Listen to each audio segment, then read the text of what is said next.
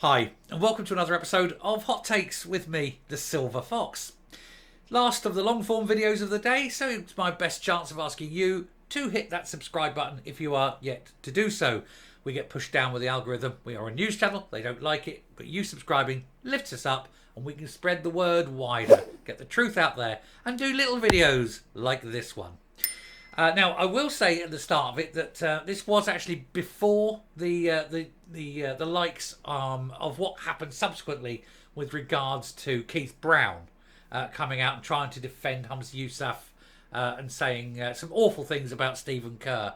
But it still stands. It's still a true reflection, and that is that Robin McAlpine used to be an activist, and that, well, I suppose technically still is.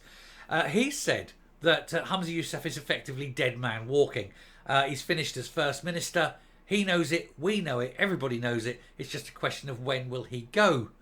And of course, it's, for most people, not soon enough. Certainly for Kate Forbes, not soon enough, I would suggest. But we'll take a look at this story to see why Humza is done. One and out, as it were. Here goes. So Humza Yousaf is basically finished as First Minister, as he has lost control of the SNP. Now I'm going to argue with that headline there.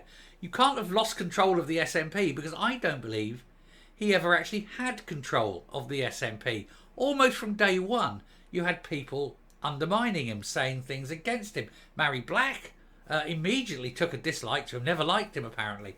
And ever since he became leader, she's become ever more outspoken about policy and things. And it doesn't surprise me if her decision to quit Westminster at the next election was actually down partially to him becoming leader. But she's not the only one. There was others. Angus O'Neill had a big run-in with him. And he's basically, sitting there now. I know he's gone off and he's licking his wounds as an independent and that. But, there's lots of them. There's lots of them don't like him one little bit. Fergus doesn't like him,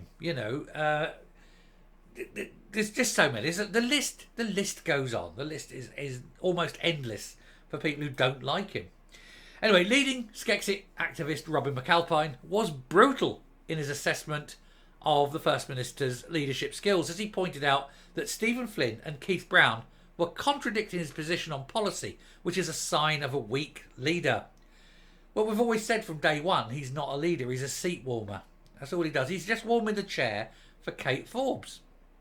And as far as, for what's good for Scotland is get her in as quickly as possible.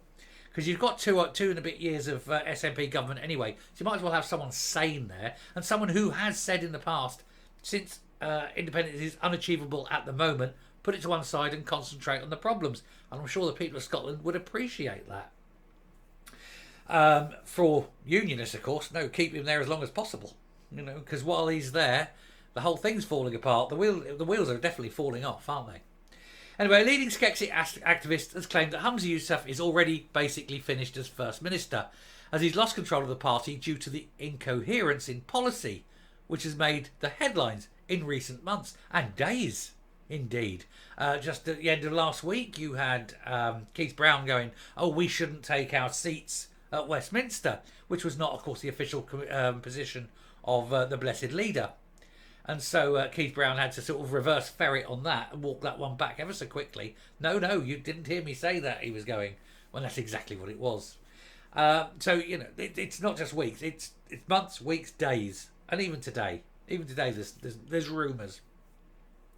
McAlpine, who set up the pro-separatist Commonweal think tank, pointed out that he is a nice man, but he just doesn't have the leadership skills needed for such a big role. I would say he's not a nice man. Nice men don't give money to organisations like Hamas. But obviously this was written before the big story comes out, so it's there. Anyway, the SNP have U-turned on a number of positions in just the last week, with various nationalist politicians going out to bat for themselves, possibly setting themselves up for political runs at the leadership. Who knows? Deputy Leader Keith Brown, a nowhere, yesterday's man, never going to be leader, claimed that the party's MPs should pull out from Westminster to make a point about independence and a denial of democracy due to the UK government refusing to give them the referendum. mentioned this a minute ago. Then he was forced to rebut himself publicly, with both Flynn and Yousaf also coming out to deny that this was the SNP's plans.